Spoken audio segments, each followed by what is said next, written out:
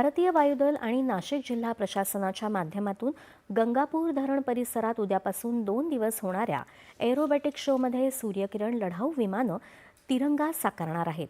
या शोची तयारी पूर्ण झाली असून सूर्यकिरण चमूच्या जनसंपर्क अधिकारी कवल संधू यांनी याबद्दल पत्रकार परिषदेत अधिक माहिती दिली.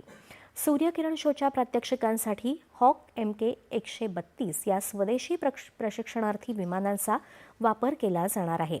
या विमानांचा 2015 मध्ये समावेश करण्यात आला आहे. ही विमानं वेगवेगळी प्रात्यक्षिकं सादर करतील.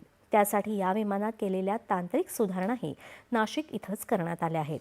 सूर्यकिरण टीममध्ये स्क्वॉड्रन लीडर गौरव पटेल यांच्यासह 15 जणांचा समावेश आहे. सूर्यकिरण विमानं प्रात्यक्षिक सादर करताना त्यांच्यात किमान 5 मीटर अंतर राहील. त्यासाठी सुरक्षिततेची खबरदारी घेण्यात आली आहे. सूर्यकिरण टीममधील विमानं आज नाशिक शहरात दाखल होतील. एरोबॅटिक शोमुळे नाशिक शहर आणि जिल्ह्यातील तरुणांना देशभक्तीची प्रेरणा मिळेल असा विश्वास नाशिकचे जिल्हाधिकारी आयुष प्रसाद यांनी व्यक्त केला.